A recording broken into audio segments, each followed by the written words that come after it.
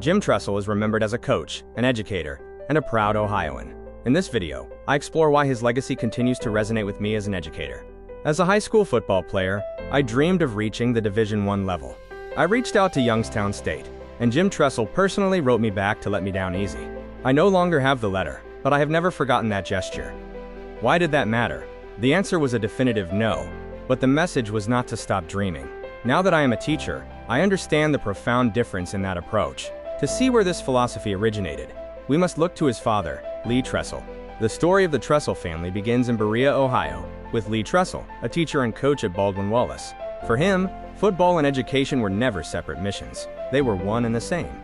The core family philosophy was simple: education first, athletics second. This system was built on a foundation of learning, character growth, serving others, and competing, all with the ultimate focus on people. In 1978, Baldwin Wallace became NCAA Division III national champions. It was a clear demonstration that small college football could achieve national-level excellence. The Tressel legacy continued with Jim serving as his father's quarterback at Baldwin Wallace in 1974. It was there that he saw firsthand how the roles of coach and mentor were intertwined. Education was always the foundation. Jim Tressel earned a bachelor's degree in education at Baldwin Wallace and went on to pursue graduate studies at the University of Akron. His commitment to education was there from the very beginning. In 1986, Jim Tressel became the head coach at Youngstown State. There, he began building one of the most defining small school football programs of that era. Building a program requires a systems approach. It involves recruiting to find the right people, teaching to build skill, preparing to do the work, relating to build trust, and ultimately, executing to perform. Under this system, Youngstown State achieved 4 national championships. As the saying goes, one title can be a fleeting moment, but 4 titles is a true program. Returning to my own journey in Northeast Ohio, I had a clear dream of playing college football. I naturally reached out to Youngstown State, seeing them as a pillar of our regional football landscape. Although I don't have the original letter today, I clearly remember the head coach taking time out of his schedule to write a personal, handwritten response. While the answer was no, the message he sent was incredibly respectful. He let me down easy. I learned that saying no does not have to mean you don't matter.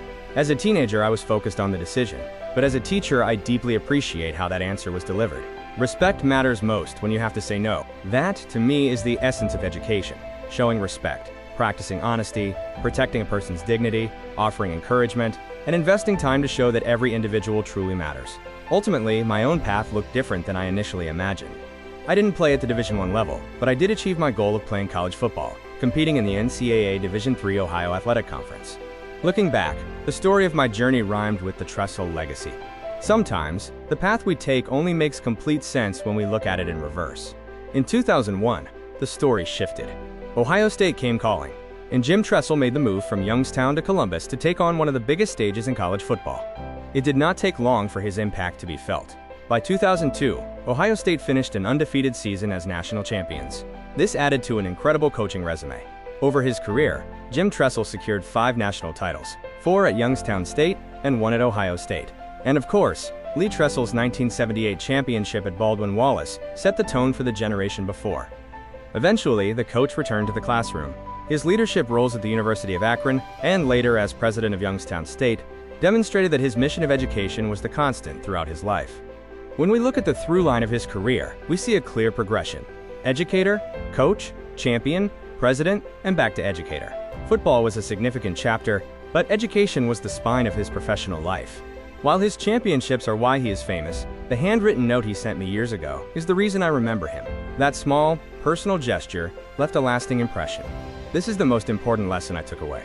You cannot always say yes, but you can always tell the truth without diminishing the person hearing it. That lesson survived long after my rejection. Every student deserves to know that they matter, even if they don't get the answer they initially wanted. Both Lee and Jim Tressel lived this truth, and I am still learning from it in my own classroom today. Jim Tressel's legacy is that of a coach, an educator, and a proud Ohioan.